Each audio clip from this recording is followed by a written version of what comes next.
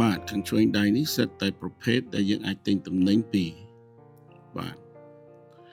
អញ្ចឹងខាងនេះក្រោយពីយើងបាន log in ហើយយើងអាចចុចលើត្រី3វាបង្ហាញតួនាទីនីមួយៗទៅតាមអ្វីដែលយើងបាន log in ហ្នឹងយើងឃើញហើយថាវាមានដូចជា space follow order add to cart បាទខាងលើបងប្អូននេះកន្លែងព័ត៌មានផ្ទាល់ខ្លួនបាទអញ្ចឹងយើងវាយលេខ PIN របស់យើងដែលយើងបានបង្កើតឡើង4ខ្ទង់បាទក្រោយពីយើងបានបង្កើត page ហើយយើងត្រូវតែ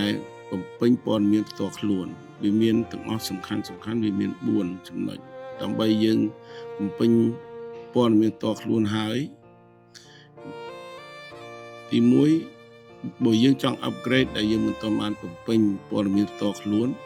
ប្រព័ន្ធនេះមិនអាចផ្ដល់ឲ្យបំពេញទេដោយសារលក្ខខណ្ឌគឺនៅក្នុងប្រព័ន្ធនេះត្រូវបំពេញព័ត៌មានផ្ទាល់ខ្លួនមុនបានយើងចាប់ផ្ដើមបង្កើត upgrade ទៅជា seller ឬមួយទៅអ្នកលក់ដូរបាទ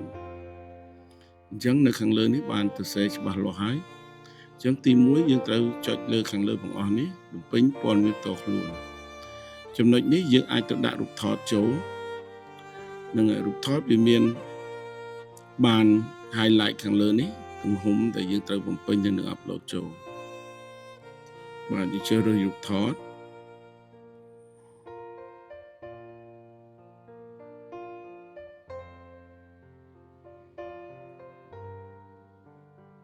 បាទក្រោយពីជ្រើសរើសហើយយើង submit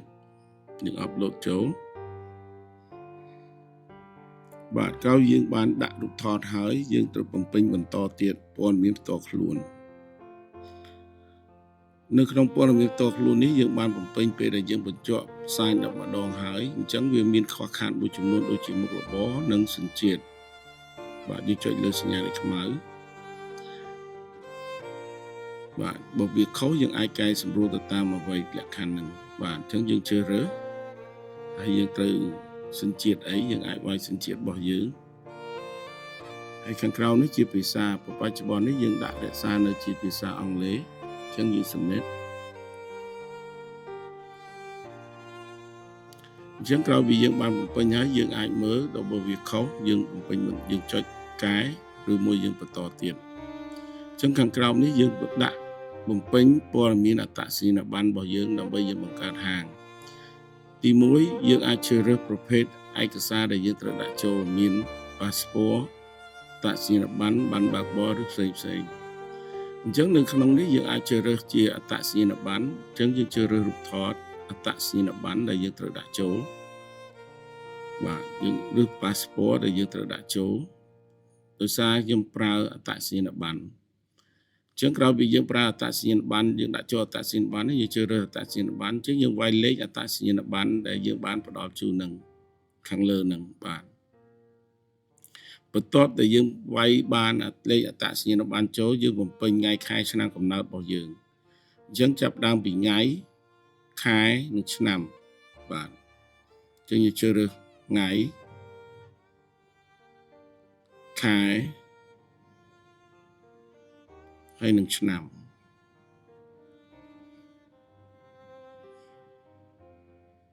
ក្រោយពីយើងជ្រើសរើសថ្ងៃខែឆ្នាំកំណើតយើងហើយយើងជ្រើសរើសថ្ងៃខែផុតកំណត់ជាងសុពលភាពអត្តសញ្ញាណប័ណ្ណរបស់យើងនឹងខុសពីថ្ងៃណាយើងអាចជ្រើសរើសទៅតាមថ្ងៃដែលបានបង្ហាញនៅក្នុងអត្តសញ្ញាណប័ណ្ណគំរូខាងលើបាទយើងជ្រើសរើសថ្ងៃ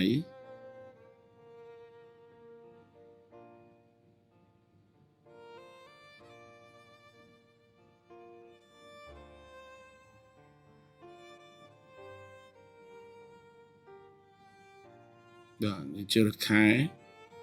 ខែដែលផុតកំណត់រៀងដាច់ខាងក្រោមបន្តិចអញ្ចឹងយើងជ្រើសរើសឆ្នាំដែលផុតកំណត់អញ្ចឹងចង់ជម្រាបជូនថាអត្តសញ្ញាណប័ណ្ណនេះពេលដែលយើងវាយចូលជាព័ត៌មានមួយដែលយើងត្រូវពេលដែលយើងបាត់ឬមួយយ៉ាងម៉េចយើងអាចទាញយកមកវិញបានដោយសារយើងមានបញ្ជាក់ទៅលើអត្តសញ្ញាណប័ណ្ណយើងលេខពិតប្រាកដ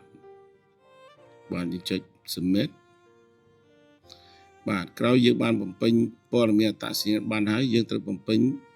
តាមលក្ខខណ្ឌធនាគាររបស់យើងដែលយើងចង់ទូទាត់ប្រាក់វិការពេលដែលយើងលក់ដូរអញ្ចឹងយើងចុចលើនេះទៅអញ្ចឹងយើងជ្រើសរើស ABA យើងវាយឈ្មោះ account ដែលធនាគាររបស់យើងដែលបើកហ្នឹងបាទអញ្ចឹងលេខធនាគាររបស់យើងហ្នឹងយើងកាលលេខខ្លះវាអាចជាលេខទូរស័ព្ទរបស់យើងយើងកាលជាលេខ account របស់យើងអញ្ចឹងយើងវាយលេខ9ខ្ទង់ក្រោយពីយើងវាយហើយយើង upload QR code យើងកាត់ឲ្យស្អាតទៅតាមគំរូរូបថតដែលបានបង្ហាញនៅខាងក្នុងអញ្ចឹងយើង upload QR code របស់យើងដើម្បីឲ្យខាងភ្ញៀវឬអតិថិជនរបស់យើងគាត់បានបាញ់លុយឬបាញ់ថវិកាទៅតាម QR code អ្វីដែលយើងបានដាក់ចូលនោះអញ្ចឹងក្រោយពីបានបំពេញព័ត៌មានហើយយើងត្រូវបំពេញខ្សែដ្ឋានបច្ចុប្បន្ននៅក្នុងនេះយើងបានបំពេញហើយដោយក្រោយពីយើងបានបង្កើត account ប្រើប្រាស់អញ្ចឹងបើយើងត្រូវការថែមថ្មីយើងកាល account ប្រើប្រាស់របស់យើងនឹងជាកន្លែងដែលយើងរស់នៅឬមួយកន្លែងដែលយើងរកស៊ីអញ្ចឹងបើយើងចង់បង្កើតថ្មីយើងអាចដាក់កន្លែង office របស់យើងទី1យើងមានដាក់ឈ្មោះហើយបើយើងចង់កាយយើងកាយខ្សែដ្ឋានរបស់យើងឬមួយផែនទីរបស់យើង link អញ្ចឹងយើងអាចចុចសញ្ញាបូកឬមួយចុចត្រេ3ដើម្បីយើងកាយបាទអញ្ចឹងយើងចុចទៅក្រោយវិញដោយសារខ្ញុំគិតថាខ្សែដ្ឋានហ្នឹងខ្ញុំរស់នៅនឹងហើយអញ្ចឹងយើងបកក្រោយទៅទំព័រដើមវិញបាទក្រោយយើងបានបំពេញព័ត៌មាននឹងហើយយើងអាចចុចនៅខាងក្រោមរលែងតែថា upgrade account ដើម្បីយើងទៅជាអ្នកលក់បាទនឹងកន្លែងដែលយើងត្រូវចុចកន្លែងហ្នឹងបាទក្រោយពីយើងចុចហើយវាបង្ហាញព័ត៌មានរបស់យើងថា account នេះវាជា account ដែលយើងត្រូវបង្កើតលក់ដូរ online អញ្ចឹងនៅក្នុងហ្នឹងវាមានលក្ខខណ្ឌទាំងអស់យើងអាចសរុបបានយើងអាចដាក់ចូលដល់តែ30 product ទំនិញអញ្ចឹងបើយើងឯកភាពទៅក្នុងហ្នឹងហើយយើងអាចចុច upgrade ក្រោយពីយើងចុច upgrade យើងបានឃើញសម្ព័ន្ធនេះប្រាប់ថា account របស់យើងបានបង្កើតដោយជោគជ័យបាទអញ្ចឹងយើងបន្តចុចលើត្រេ3បន្តទៀតដើម្បីយើងទៅបំពេញព័ត៌មានផ្សាររបស់យើងតាមអនឡាញបាទអញ្ចឹងយើងចុចលើផ្សារមុនដំបូងយកឃើញទេទៅលើហ្នឹងប៉ុន្តែឥឡូវនេះបង្ហាញហើយអញ្ចឹងយើងចុចលើផ្សាររបស់យើងអញ្ចឹងលក្ខខណ្ឌរបស់យើងមុនដំបូងយើងបានដាក់រូបថតចូលយើងបានឃើញហើយរូបថតបាទយើងបានដាក់រូបថតហើយទី2យើងបានដាក់ឯកសារ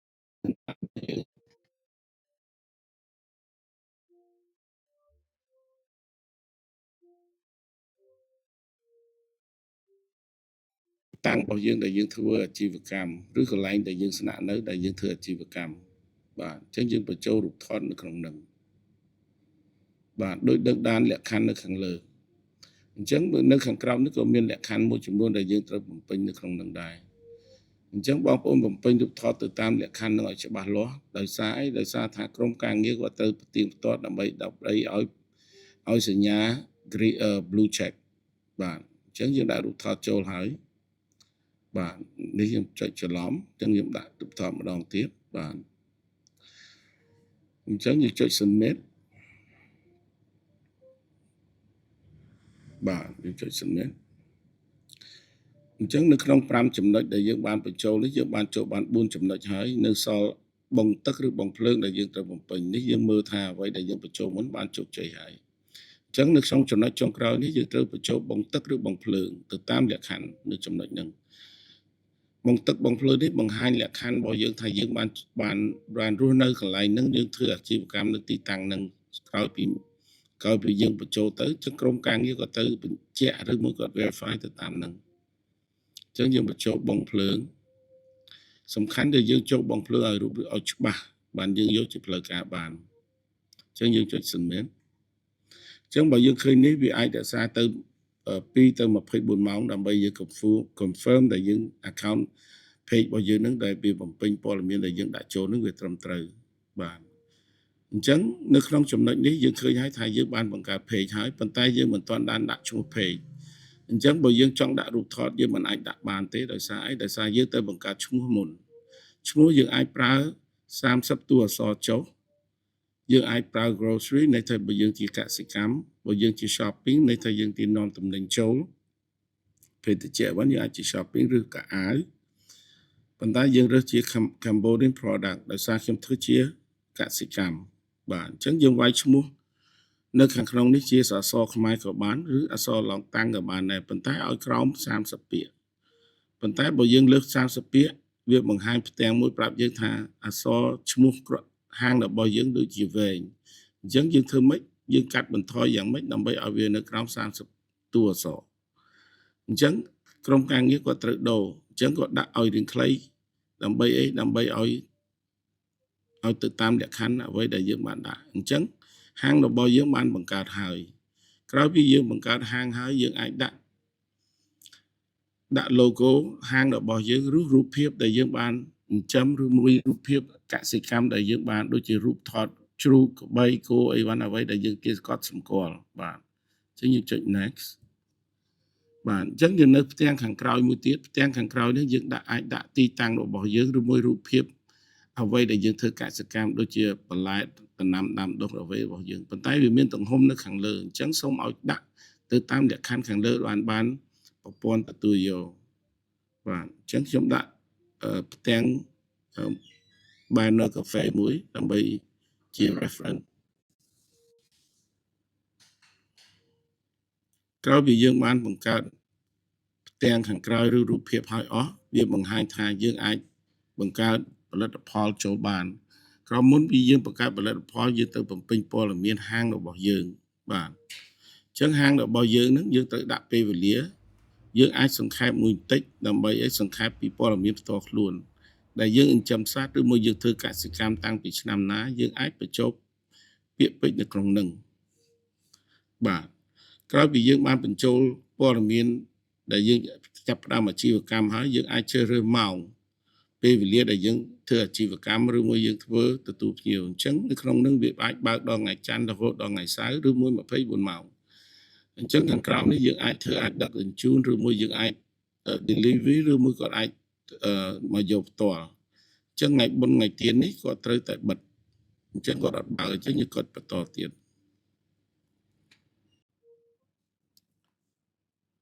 បាទក្រោយព័ត៌មានមកពេលវេលាដែលយើងត្រូវ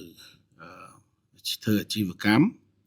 ខាងក្រោមនេះយើងត្រូវពេញព័ត៌មានដើម្បីឲ្យ search engine របស់យើងនឹងស្វែងរកបាទអញ្ចឹងយើងអាចបានពី4-5ពាក្យនៅក្នុងហ្នឹងយើងអាចវាយទៅតាមអ្វីដែលខ្ញុំបានជំរុញហ្នឹងបាទយើងវាយទៅតាមហ្នឹងទៅបាទអញ្ចឹងខ្ញុំចុងក្រោយអត់បានវាយទេអញ្ចឹងខ្ញុំចុច save ចុចបន្តទៀត